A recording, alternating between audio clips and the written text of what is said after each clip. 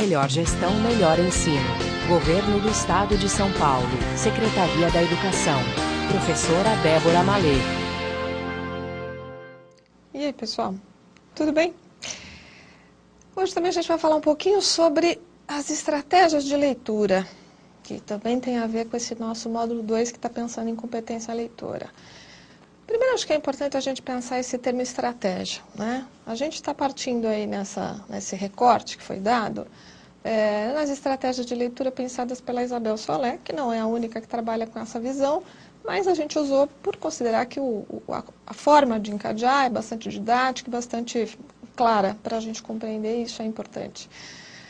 Então, nós vamos ver estratégia de uma forma não tecnicista, acho que esse é um ponto bastante importante, quer dizer, vamos pensar isso como talvez algum modus aí de organização, de facilitação do nosso planejamento, quando nós formos pensar na questão da leitura, e de alguma maneira ela vai então sugerir aí 3 grandes momentos que nos parecem bastante interessantes e bastante relevantes para o ato leitor, seja ele qual for, né? E então aí a gente poderia pensar essas estratégias para qualquer trabalho com qualquer gênero de texto. Acho que esse é um ponto bastante importante. A gente fez um recorte em questões objetivas, mas a gente vai agora tentar relacionar com outros gêneros para a gente perceber que isso faz parte da leitura em qualquer circunstância.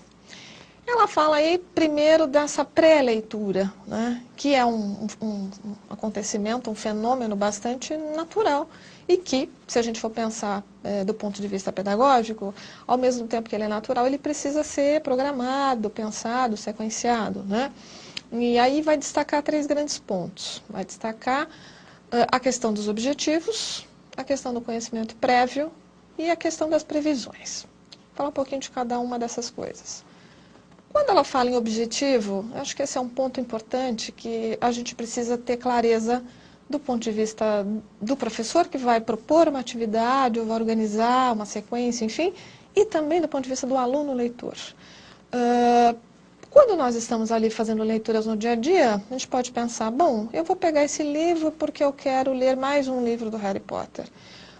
Eu vou me informar sobre o trânsito, então eu vou olhar lá dentro da notícia do jornal, esse tipo de informação. Isso são objetivos. Quer dizer, então a gente se move na leitura por objetivo. E pode ser que esses objetivos sejam absolutamente de fruição, para ver textos literários, enfim.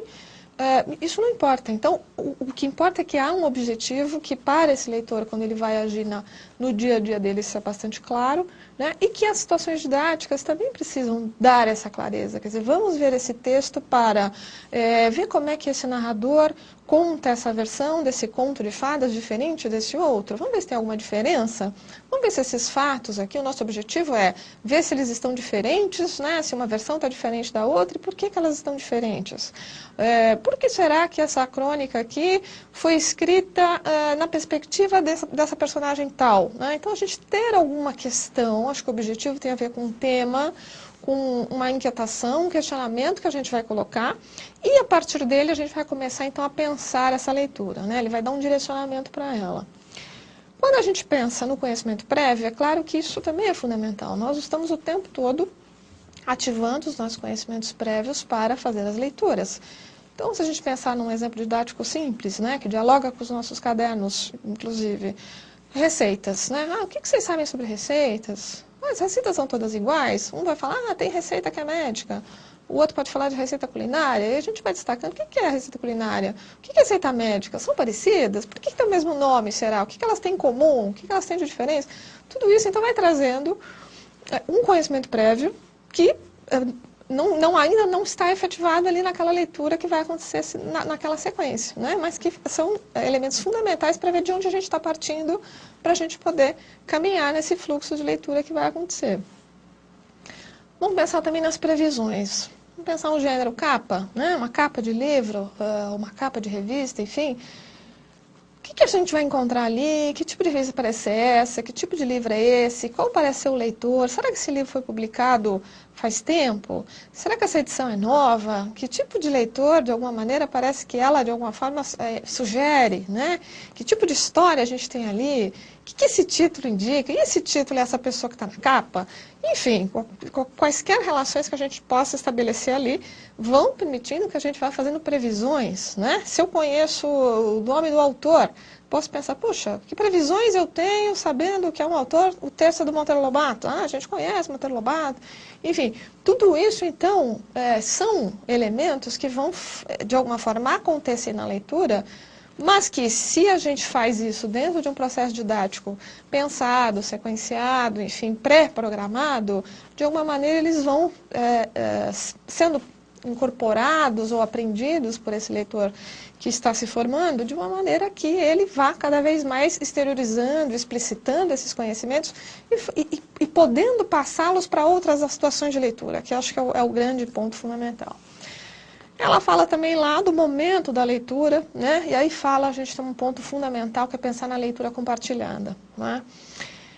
Leitura compartilhada, de alguma maneira, a gente vai ter que pensar nessa condução que vai ser feita alternadamente, né, pelo professor e pelos próprios alunos, no sentido de que compartilhar o encaminhamento, as inquietações, as dúvidas, as hipóteses que a leitura, no seu processo, vai trazendo para esse leitor.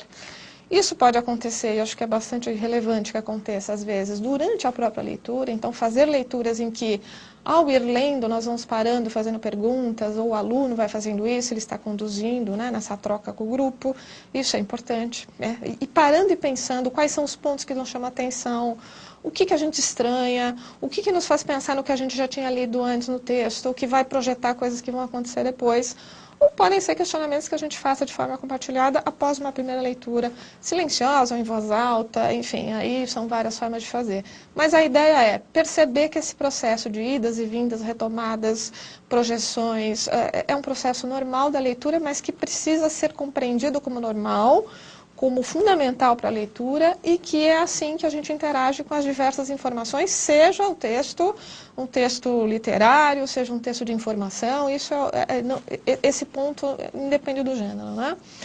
E fala também na questão de uma pós-leitura, que é justamente o momento em que, bom, discutimos, fizemos uma série de ações aí de leitura para um determinado texto, num gênero X, e que ideias, como é que a gente pode sintetizar, o que fica daquilo para nós, pode ser uma sistematização escrita, uma discussão, aí a forma como a gente vai fazer isso, acho que o professor vai pensando, né, conforme a sua necessidade e o momento da sua aula ou do seu planejamento. Mas é mais ou menos assim, para deixar um exemplo final, quando a gente vai ver um filme, né, vai assistir um filme, a gente está ali com alguém, a gente sai do filme, o que a gente faz? A gente faz justamente isso, né? A gente comenta as impressões, sintetiza um pouco as nossas ideias, o que você achou? Olha, eu achei isso, por isso, isso, isso. Então a gente faz um pouco esse fechamento dessa leitura, né? E quando a gente lê um livro, pode assistir um programa, você quer interagir com o outro, né? Se aquilo te chama atenção, justamente no sentido de compartilhar um pouco esse fechamento. E mesmo que a gente não fale com alguém, a gente vai fazer isso. O que eu pensei disso, o que eu senti, o que eu achei, o que eu entendi, né? Então esse momento de fechamento é um momento também bastante natural da leitura, mas que no processo escolar, de alguma forma, é importante que a gente encaminhe para que ele, de fato, se estenda nos diversos gêneros que o aluno vai entrar em contato, que não são, muitas vezes, gêneros que ele, no dia a dia dele, ali natural, ele vai encontrar. A ideia, mais ou menos, é essa hoje. A gente se encontra num próximo momento. Melhor gestão, melhor ensino. Governo do Estado de São Paulo. Secretaria da Educação.